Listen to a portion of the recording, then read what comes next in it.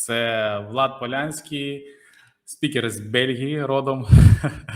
Це волонтер, який також займається разом з Олександром Волошиним, і дуже багато людей збором та привозом машин на ЗСУ, які для потреб ЗСУ, на які ми зараз збираємо кошти.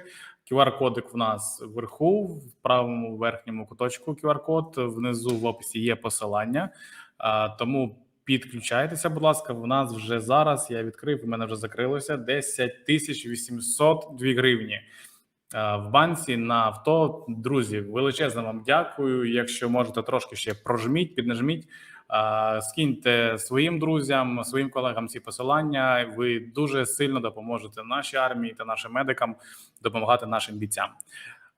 Я підключаю Олега, і зараз буде англійськомовний контент. Я вимикаюся, Олег вмикається. Я бажаю вам гарно провести час. До побачення. Влад, привіт. У нас можна англомовно, україномовний суржик, у нас допускається. Так що, якщо хочеш сказати щось на українському, але тебе не чутно. Так, зараз. Все, вже чую. Олег, can you see my screen? Все, є. Ми тебе бачимо, ми тебе чуємо, але поки що не бачимо. Бачимо вже і доповідь. Okay, so let me try to do it differently. Let me try to share my presentation with you. Just a second.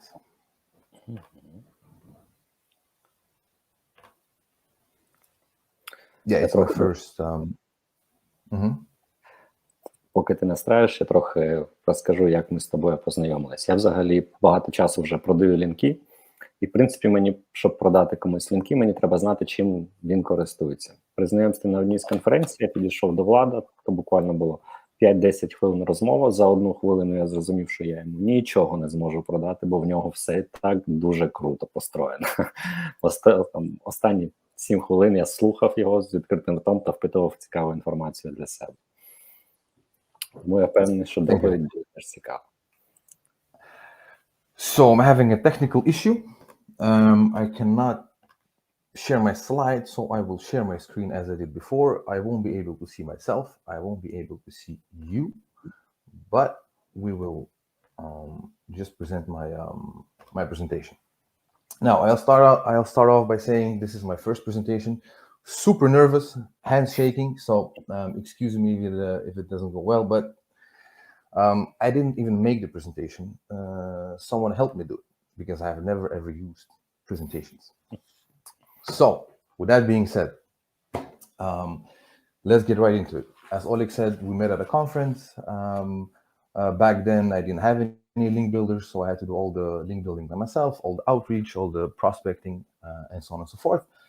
So I had a little bit of a trouble with knowing, like, how do I know which link to buy? What's a good link? What's a bad link? So obviously, with a lot of budget spent and a lot of budget wasted, and a lot of lessons learned, and lost links and scams and so on and so forth, I got to some sort of understanding of what kind of link I would like to buy, and that's what I will try to explain today. So just a quick intro. My name is Vlad. I'm an SEO specialist. You can call me head of SEO, whatever you like. I just have my affiliate SEO direction, and I do all of it, from management, building, developers, content managers, everything. I have about 15 websites, different niches, different geos. I'm not offering any services. I'm not available. I don't consult. We just do our stuff in-house, and that's pretty much it. Originally from Belgium, moved to Kyiv 4 years ago, worked in different industries, sales, food industry, ID tech support, and then accidentally moved to, no, not accidentally, I got headhunted by Jubu, Ukraine, and then came over here. Gladly, they taught me all the ins and outs of Ahrefs, SEMrush, great company, great education. And that's pretty much where my SEO path started 4 years ago. So I started as a link builder. I sucked at it, honestly. I didn't make it. But with time, I got better.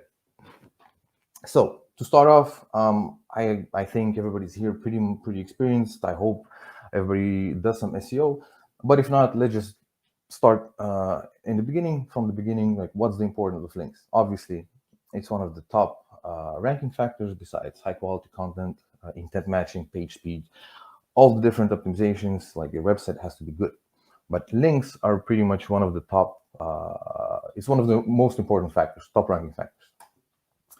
I've attached a screenshot of a study done by ERA, and they asked a bunch of different SEO specialists, link builders. I think they're all from the United States, and they just went like, all right, on a scale from 1 to 10, how effective do you think link building is in influencing organic search rankings?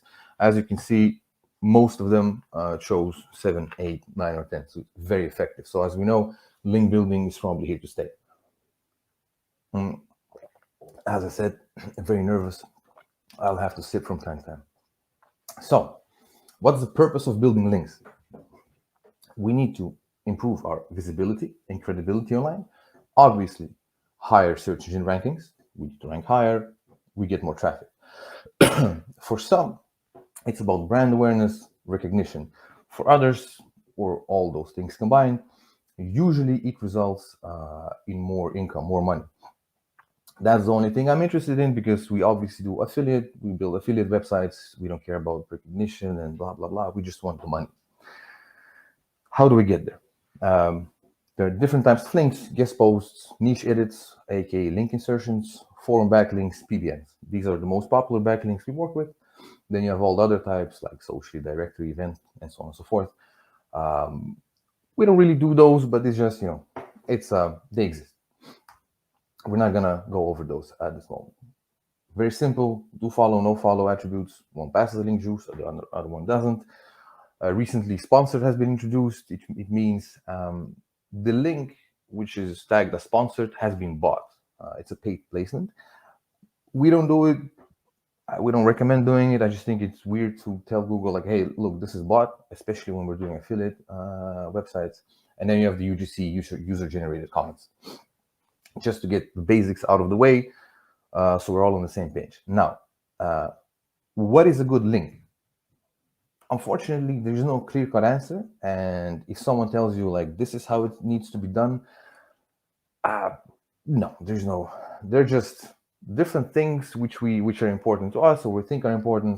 Because some people, they're like, yeah, we need link insertions on this page, and then I only want link insertions on a traffic page, and then someone just like, no, only guest posts, and some people want homepage links. There's no clear-cut answer. It's just experiment, see what works for you. And then I came up with a checklist for myself. I saw Gareth Dane's checklist. It's a very long link building checklist, which is impossible to work with. People will hate you. People won't sell you any links because it should be a nice, quick, and fast service. You come in, you get the link, you go out. Now, I tried working with his checklist, didn't work out, and I compiled something that's easy for me because I have to manage a bunch of people. I have to give them the requirements, and then they have to get me the links. If I start asking them to check whether go through the website's history and see if it's a PBN, if it's refurbished, and look at the author page, and it's just like, stop. It needs to be measurable, quick, and understandable. So like any person without any experience should be able to do it. For most of the metrics, we'll need Ahrefs or SEMrush.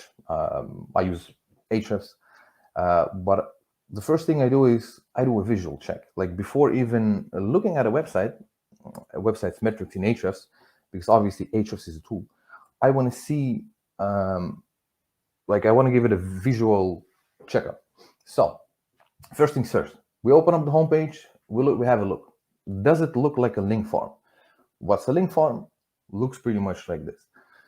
Top, bottom, or down anywhere, somewhere on the website, you'll find a Right for Us page. Usually this is a red flag. Usually, not critical. You will see the Instagram likes, sport betting, essay, like stocks, forex. That immediately is a bunch of red flags which we don't use. Also, as I said before, some people, if you're in essay writing, for example, you will actually go and get this, right? So whatever I say is very subjective. It's not definitive. It's just what works for me and what I like doing and how I select my donors. So take it all with a grain of salt. Topical relevance. We look at topic of the page, topic of the domain, topic of the section. Like sometimes you have very large websites, and you can place, they have a subsection, like let's say about travel. Like you'll go to marriage.com and then you'll find like some subsection that fits your website. You can place it up. And then the text surrounding the link. Obviously, all of them have more or less importance. Another screenshot from the same study. It's pretty much what I just said. Like, what factors do you think are most important when determining whether a link is topically relevant or not? Topic of the page, domain, content, blah, blah, blah, section, text. I attached the link, so if anyone's interested, you can go and look. I'll give you the presentation later, so if someone wants to check it out. So what else do we look at? Sorry, not what else. Topical relevance. If we open up Ahrefs and we go to the top pages, let's say my website is, I have a VPN review website. I just took VPN Mentor because it's the most popular. If I go to VPN Mentor and I would like to buy a guest post there, and I would look at the top pages, I see that most of the pages in the top 10 are about VPNs. It's topically relevant. It is relevant to my website. So I buy a VPN link from my VPN website from a VPN page. Super nice. Now, what we would like to avoid is websites like these. So as you see, top 3, top 4 is about pumpkins and stencils and whatever. It's just not relevant in any way. So if you see that the website's top pages are usually filled with high traffic info queries which make no sense and which are not relevant to you, I would like to avoid that website. I don't think it has any value to me. This is another example, Valence SEO. I mean, it's trash. Top 5, just biographies of people. Lana Rhoades is a porn star, so Dan Bilzerian, it just makes no sense. So we avoid those type of websites. Another thing I look at, if you're familiar with link farms, anyone working in SA, casinos and that stuff, they will know. Some guest post vendors, they will accept one article with one do follow link, and that's it. They don't accept anything else. So you'll publish your article, the whole thing is just content, one link like casino or best VPN, and that's it. Red flag to me, I don't buy such links. I don't think it's healthy for my website. Another important thing is that I teach my colleagues, turn off your ad blocker when you check out the website, like open it in incognito or whatever. Because some websites are made just to sell guest posts and drive ad revenue. They don't care about anything else. So if you see a bunch of ads on the website, I would avoid those too. Some ads are acceptable, but if it looks like a sidebar, top content, like the bottom thing that comes up and then the top pop up, I usually avoid those websites like the plague. Now, that's the first basic like visual checkup, right? How to get links. I'm not going to go into depth. I mean, we're all SEO specialists. I don't have time. It's a short presentation. So summarize, do some prospecting, get the websites you want your links, place that, VPN Mentor and so on and so forth. Distinguish between niche edits and guest posts. Usually how I go about it is, if it has a lot of traffic, I want the niche edit. If it has no traffic, I just want a guest post. When you mail them, be straightforward. People know why you're mailing them. Don't do the whole, hello, I'm gonna get you top quality content, business opportunities. It's just stop. We're all SEOs. I know why you're mailing me. Automate the process by using software like I use Snovio because it's Ukrainian, so I mean, easy choice. Works well. Set up a campaign, harass people, but make sure it's split in leads. It has a follow-up. Make a nice chain. Don't just send like boom, 100 mails and that's it. Follow up. Never do this. This is trash. This email I received just a few days ago, like it just like boom, essay writing, SEO, Muay Thai. I don't know how these are related, but I'm just like, hey, I'm gonna pay you $5. Give me a backlink. No, that's not how one goes about business. You have to have some respect towards the person you're reaching out to. Remember, it's always an actual living human being who invests money, time, and effort into building your website. And when you see that someone's offering essay writing, SEO, Muay Thai, and CBD, probably that's not someone you want to work with. Another thing I just found today on LinkedIn, one girl is writing about being scammed for links and then a war in Ukraine, and this guy just barges in, hey, let me break the ice. No. First contact, wait 3 days, follow up, wait 5 days, follow up. If then nothing, look for other means of communication. Try social media, maybe Twitter, Facebook works. Be creative with it. Some I found on Instagram. Try to get your foot in the door. Or find someone else to do it for you and have my checklist ready. That's what I usually do. I just outsource it to a bunch of people. I give my requirements. I tell them what I want, and off we go. My basic checklist. Super simple, super basic. Obviously, I'm not including the checkups I will do, like, all right, have a visual check on the homepage and so on and so forth, because some things you will have to do yourself. I just make sure that the checklist is followed. These are foolproof criteria, like you won't fail. And then when I get it, I just have to approve. And all I do to approve is I open up the homepage, I look at Ahrefs, and usually it's a hit or miss. I either take it or I don't. So all my colleagues know how we work. Super simple, DR40 plus. I don't go below. I mean, I can go below if the website's clean. I actually I had a link exchange with my direct competitor who's doing really well, but he's like a DR35, while I'm a DR70 plus. We did a link exchange, works just fine. We're both happy. Super relevant link, super nice. So DR40 is just like a basic guideline I have. Since I'm working for the American market, USA traffic, at least 5,000. That's easy. It's easy to get. Doesn't require much effort. Anchor text on the site. We open up Ahrefs. We go to the anchor list. What do we have there? We avoid any spammy stuff. So we do ignore spam, like let's say someone just doing some black hat stuff, or not black hat, they're just trying to spam that person. There's some people that will like, hey, you owe me money, give me my money back, that kind of stuff. That we avoid. That's not really harmful for me, I think. But I do avoid stuff like this. So if I go into a website and go to their just anchors, and this is all I see, by Instagram likes and all that jazz, avoid like the plague. That usually means they're selling guest posts without controlling, without any quality assurance. And then the people that buy those links will just spam it to death with a bunch of direct anchor stuff. I don't think it's bad. I think it's just, I just think it's a bad neighborhood. I think you should approach prospecting websites, like you should choose a donor how you would choose your girl, your partner, right? You don't just take this where just everybody's been in there. So like have a clean donor. Backlink profile. I go to my donor, I look at their backlink profile.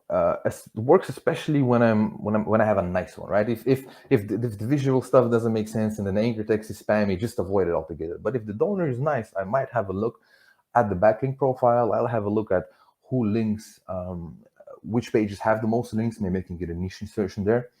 And then when I see that stuff, it's Blogspot. It's not bad, but it's a red flag. Just you'll have to look into it. You have to analyze what they have, what they don't have, because sometimes it's just like you can buy those guest post packages on Fiverr, which will just boost your DR or whatever. So you'll see this trash. Red flag. Analyze. Maybe avoid. Not necessary. Not critical, but you should look into it. Similar web. If you have found a website, I found a few cool websites, but most of their traffic is generated from social media. Nothing again, seeing that their content is not really ranking. So all the guest posts we submit are SEO optimized. So we don't do the 600, 800 words guest posts. We do like 2,000, 3,000 with the whole surfer SEO optimization. We get it in and then we get the traffic going, right? I want to rank like top 10, top 5 for the keyword I submit. So if similar web has no data or it's not SEO traffic 70% at least, I might reconsider, right? I will buy it probably, but I will really, really think about it. Social media presence. If a website has social media presence, great sign. Means they're developing their website, they're working on it. It can be ignored if the website is good. Some websites are super cool, but nobody's doing social media. My website's super cool. We don't do social media. SSL certificate, guys, it's 2022. We need to have an SSL certificate. Very rarely do I buy a link without a SSL certificate, but usually it's when a website is really high authority. I avoid websites that have a right for us. The problem is you can't avoid all websites that have a right for us, because a lot of decent websites also have a right for us page. But the right for us page is usually a red flag. It means you will have to analyze your website properly. You will have to open up Ahrefs, SEMrush, whatever tools you have. You will have to look at the donors, link domains, and all that stuff. You will have to look at who are they selling to, because someone who does this so blatantly must have some pretty questionable quality. So if we see this, I usually don't take it. Just to have a quick look. So it says like submit guest post, blah blah blah, and then you just have a bunch of keywords. Don't do it. I'm looking for spikes or drops in traffic not related to a Google update. That can mean a lot of things. It can mean they've published info content. It means they just suck. They have algorithmic sanctions, let's call them that. But something happens, right? So the one on the top is one up top is that just went up. January 0, May 100,000. Have a look. Why are they doing just great? Are they doing great SEO, or are they just selling, or are they just doing a bunch of weird stuff? Have a look. Not critical, but do have a look.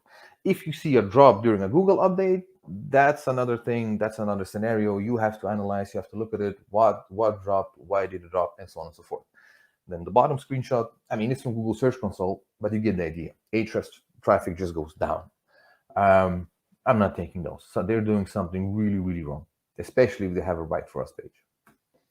And then the last, I just started doing it recently, but I'm looking at traffic value. I don't think it's critical, but it's just sometimes when you're like, this website there's nothing wrong with this website, but have a look at traffic value. This is the top. This is just a screenshot. So on the left and on the right. On the left are the ones that are that I think is bad, and on the right is what I think is good. If you look at the value, 66 cents, $99, $8, 26 cents. If you look at the right, you have tens of thousands of dollars. Usually, a sign of low traffic value means that the website owner, in my experience, usually what they do is they publish a lot of cheap info content, respond generated, and that stuff. That kind of stuff, just to get traffic, and then like have a nice DR metrics, and then they can sell guest posts. So it's just a sign to me that they're again doing something wrong or not something that I approve of. This is critical. So this thing, the last thing I check is it's pretty critical. I don't accept any websites that do this. So if you reach out to someone, you're like, hey, this is a cool page, I want a link. And they're like, cool, CBD and SA and casino are double the price. That for me is a no-go. I don't do that. We don't work with those. That means they already have a price. I only accept people that say we don't sell to gambling, betting, crypto, vape, CBD, and all that stuff. So if you go to the link domains in Ahrefs and you type in SA, whatever, you just have some stuff ready for you, and you find any of these domains, like if I find at least 10 of them, I usually don't take those. If I see like some Instagram likes or whatever, I'll take it. If I see SA or casino, those guys have huge teams, a lot of money, no ethics, and they will just spam those websites to death. So if today you buy your backlink from a nice, clean website, in 6 months that website will be absolute garbage, and I don't like garbage linking back to me. I had a screenshot somewhere. I had a screenshot, but I forgot. I had a screenshot where I show like 15 SA websites linking from that website. Well, the website was actually very clean. I use one domain to link to 2 different pages. So I can have, like, if they accept one link, I'll have 2 guest posts. If they accept 2 links, I'll just jam 2 links into the page. into guest post. I'll have one direct anchor, one branded anchor, 2 different pages, stuff like this. I play around with it. I don't go over two links from one domain to 2 links from one domain. This is not critical because this is very debatable. But if you see that referring domains compared to the link domains ratio is off, it might be a link farm. Example, if you go to a news website, you'll have thousands link domains and then also thousands of referring domains. It doesn't mean the website is bad, it's just a news website. So it will have a ratio that is off. That's not bad. But if you look at, for example, some affiliate websites or whatever link you want to get, and you look at you see that the ratio is way off, have a look at who they link to, because they might be linking to Facebook, Microsoft, and all that stuff, but they also might be linking to SA Porn and Cialis and all the nasty stuff you don't like. It is just a way to do due diligence when choosing your donors. Sometimes, very rarely, if I don't see anything wrong, I will just double check with Wayback Machine whether the website. I will look at the history of the domain, and I will see if that website is a refurbished PBN. Nothing wrong per se, especially if you work in gray niches and black whatever. So you just get links to get links, but sometimes it's not the ideal kind of link you want, especially if it's refurbished, repurposed. You'd like links from a clean domain that people work on. Obviously, the article must be indexed. Our article that we publish, it must be indexed, and it must be in the sitemap, and it must have internal links pointing to it. That's something I agree with the webmaster. I would like for him. I will buy the link, and then I'll go like, hey, you have this page right there. Would you mind placing a link from that page to my page? I would appreciate it. Sometimes they don't. Sometimes they do. Sometimes they want extra money. Do get it. It's really valuable that you go from a topically relevant page on the website that you link back to your page. Super nice. What to do with the bad donors? Let's say you're like, all right, I found 100 websites and then only 10 of them are nice. Only 10 of them are according to your checklist. Keep them. They might be useful. So tier 2, I added a little emoji for the people that know. For those that don't know, doesn't matter. Tier 2. You can use those tier 2. You can link out to different guest posts. You can link out to whatever. Usually tier 2, like the bad donors, they're like $15, $20.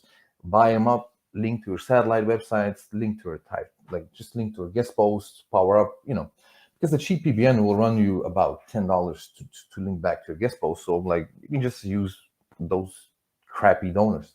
What you can also do is, if you're in, let's say you're having a product, you can also do like this, those best off listicles. Let's say best VPN, right? And then you published on a website, DR 80 million traffic, and you just spam it with backlinks. And usually you will rank for the super competitive keyword. If you're into that, you will find that a lot of people do that in a bunch of niches. They also do press releases. They'll do like top 10 best VPN, boom, and they just promote their own, or they will insert their affiliate link into it. Very annoying actually, because they usually outrank my affiliate websites. Forum backlinks. I'm not gonna spend too much time on this. I'm just gonna give it to you.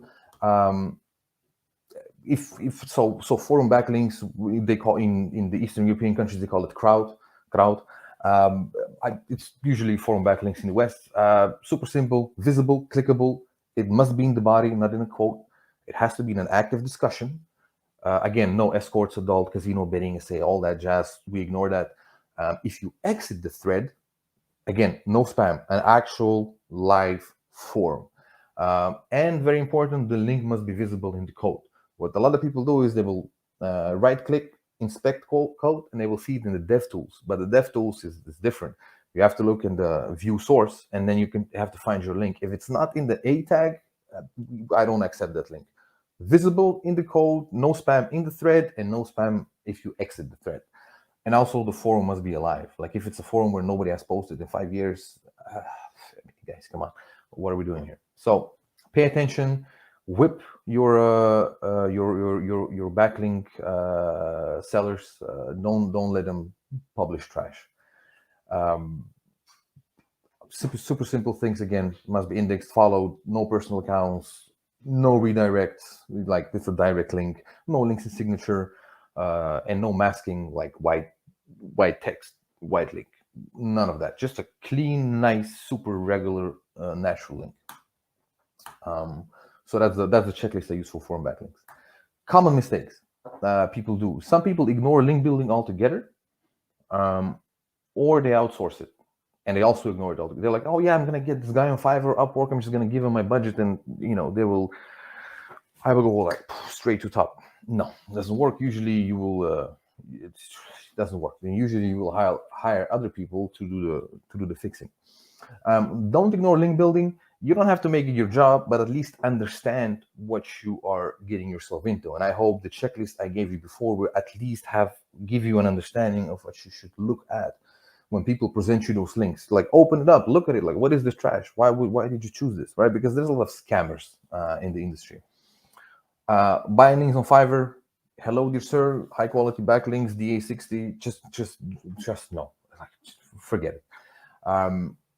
Relying on tools too much. Some people are like, oh yeah, check spam, must trust, DA, I know, like a bunch of metrics. Do not go overboard. Have a sensible checklist that doesn't rely on a bunch of tools. But also don't rely on tools too little. Some people are like, yeah, I just want a link. Like, link with what? Whatever. And then you get a DR10 link, which is just a spam link farm. Yes. Have some metrics that you would like. Not having a systemic approach, as I said, have checklists in place, understand what you want, how you want it, how you're going to rate it, whether you're going to accept it or not accept it. So people know when they submit their work, there won't be any, yeah, but he said, she said. Like, don't have any trouble with it. Have your rules, your QA, your checklist, have it all set up so people know, like, just today someone submitted a link, they were all no index, no follow. I said, but hey, I gave you the list up above and it was index follow. He said, my bad, I'm sorry, I'm going to fix it. If I wouldn't provide him with a checklist, then I would be the one that's in the wrong, right? I didn't give him the criteria. And then, obviously, two sides of the same medal, no QA or too strict QA. If you don't have any quality, like you don't check the quality at all, you will run into a lot of trouble. But if you're too strict with the quality, you will also run in a bunch of trouble. So let's say you just accept all links, no quality check. Bad.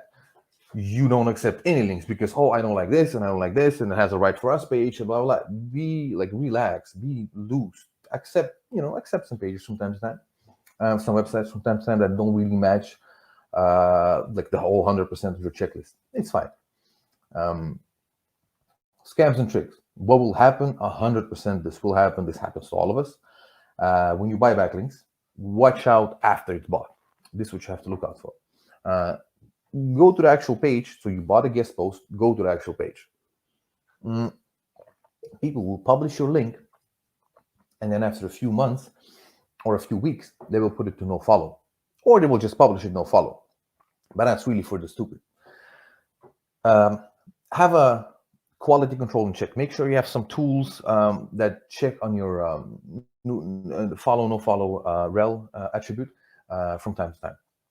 Some people will cloak your links with JavaScript. I don't like links in JavaScript. They're just like a tag link. That's it. Some will use URL shorteners like bit.ly or tinyurl, whatever. That's a no-go. They will no index your guest post. Some people will publish the guest post but no index it. I don't see any purpose of it. If I spend money, I would like my guest post to be indexed. Cloaking, not very common, and it's usually for the ones with very little ethics, but they will show you a link to the visitor. So if you open up the website, you will see the link, but they won't show to the Google bot. Now there are ways to check it. I'm not gonna get into it right now, but you can check like mobile friendly tool or Google Search Console with a redirect. But that's something for a different day. Some people could just remove the A tags, right? So they will keep your link, but they will remove the HTML tag. I can search the web for that. My phone activated. So another thing that happened to me, which is very hurtful, I published a guest post. As I said, when we publish guest posts, we do clean SEO research and we publish nice guest posts. And it was a top 10 listicle. Now, the owners of that website, the article went in the top 10 of the top pages on their website. So what they did is they went to my partners, asked them for a referral link, and then they put their referral link instead of my referral link, and now they're getting my money. I'm like, but you know, there's nothing really you can do about it. It's just bad practice. It sucks. It sucks because, you know, I really did my best. At least they kept one of my links to my page, so that's fine. And then some will just apply. So if your goal, let's say, is traffic, let's say it's not SEO or whatever, you just have a nice clean content and they have social media traffic on all that jazz, they will mask your link as a regular text. So let's say you have black text on a white background, so the link will be blue. They will make your blue link black. Now nobody's going to click on it, which kind of sucks. As I said in the beginning, I will provide you with the checklist that I have used with very little success, but it does give you a lot of food for thought. So open it up, have a look. People will hate you and nobody will want to work with you. Nobody does this. Like, I think it's impossible, especially in gray and black niches, to get links this way, because, you know, we go into real authors and Web2 stacking, spam LTDs, referral traffic. It's just like crawling. It's just too much, right? Like, how is the website monetized? I don't think it's realistic, but I'm including it. Have a look, think about it, just let it linger around in your head, and then do it as you like. I've included a little QR code for those that would like to get the checklist. I've included a little URL shortener for those that would like to get the checklist. I will send it into the chat. Let me just copy it real quick. And then, guys, that's it. I've added my LinkedIn. I've added my Telegram. My LinkedIn is the same as my name, which is misspelled in YouTube, but that's, you know, my name. Google it. And then Vlad is my Telegram. If you have any questions, shoot me a message. Always here, always available. And let me stop my screen share. There you go. Вау! Дуже. Що я скажу? Це було дуже потужно, дуже. Я подивився, така історія, ти почав говорити, люди такі, кількість переглядів падає, потім, мабуть, хтось сказав, то тип нормально каже, і погнало вверх знову. Дуже круто, слухай. Якщо ти кажеш, що це твоя перша доповідь десь біля того, то я вражений. Цей чек-ліст можна використовувати просто кожному. В кожну компанію посадити, простіть, обізянку, дати їй цю доповідь і все, і в тебе вже все є. Тому Влад працює з джунами. Дякую тобі за... Спасибо. Дякую тобі за цю доповідь. Олег зараз зачитає швиденько декілька коментарів із чату, і ми будемо бігти далі, бо трошки вибиваємося із таймінгу. Так, Влад, одне з самих цікавіших питань. Як ти торгуєшся з веб-майстрами? Чи є якісь фішки конкретні в тебе? Просто нюанс. Мне сейчас на английском дальше продолжать, правильно? Можеш відповісти російською, хай вже люди зрозуміють. Просто Влад не знає української мови, він декілька років тільки живе з нами. Він вчиться, каже, що вже суржик в нього трошки проскакує, але відповідає російською. Я просто один из тех зарабичан из Бельгии, которые переехали сюда, но еще не полностью адаптировались. Как так? Я добавил ссылочку в чат, в приват-чате для вас, если можете скинуть в YouTube, пожалуйста. То есть короткую ссылочку, которую я добавил на чек-лист Гаррита. Тогда вопросы, Олег, пожалуйста. Так. Торгуюсь, как я торгуюсь? Торгуешься. Торгуюсь очень просто. Мне пишут цену, я ее сбиваю на 50%. Я пишу разное, я пишу, ну давай сюда, ну пожалуйста, ну чувак, я часто практикую такое, что я говорю, если я смотрю, что передо мной, например, я списываюсь с африканцем, я говорю, я бедный из Африки. Если это индус, я пишу там, я не пишу, что я бедный из Индии, потому что обычно они отвечают на своем языке, я пишу, я бедный там из Африки, из Украины, хоть откуда. Не используйте фишку, что вы с Украины, потому что вас сразу будут принимать за скамеров, потому что сейчас этим все многие пользуются, но сказать, что вы там просто бедный веб-мастер из Африки или из Индии работает обычно хорошо, чтобы получить скидочку. А дальше это просто туда-сюда. Но я примерно делаю 3 раунда. То есть он мне говорит 200, я говорю, давай там 100. или там 75. Он говорит, давай там 100. Я говорю, нет, давай столько. И мы где-то на трейдинг сходимся на цене, которая мне подходит. Дякую. Ще питання. Чи можуть бути таке, що сайту взагалі не підходять лінки, незалежно від того, які вони гарні по якості, але все ж таки сайту від цього ще гірше і гірше, якщо не здобуває лінки? Сайт-донор. Сайт, який отримує, сайт, на який посилається, йому від кожного лінка ще гірше і гірше. Let me try in Я не English. совсем понял вопрос. Is it possible? Нет, тут не проблема в языке, я просто не понимаю сетку, как что, куда. Чомусь Володимир, поки ми в онлайні, перефразуй, будь ласка, своє повідомлення, своє запитання. Ми ще встигнемо його задати. Вовк Андрій запитує цікаве питання. В нього є веб-сайт, соціальний проект, який допомагає матерям-одиночкам.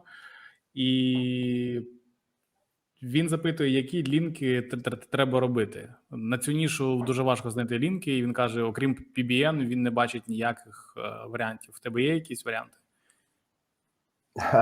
Ну, тут нужно смотреть на тематику, то есть помощь матерям-одиночкам, в чем найти работу, или как health, ну, с медициной, то есть это же может быть очень много разных вещей, или найти жилье. То есть дальше мы всегда смотрим на тематику сайта. Нужно копаться, кроме как ванильных ответов, посмотрим на конкурентов и что они делают. Нужно копаться, то есть вопрос слишком поверхностный, чтобы вот прям точно ответить. Ссылки однозначно можемо знайти, то не проблема, але нужно поискати. Тобто шукати вже не сугубо тематичні про допомогу матерям-одиночкам, а щось більш около тематичне, що може включати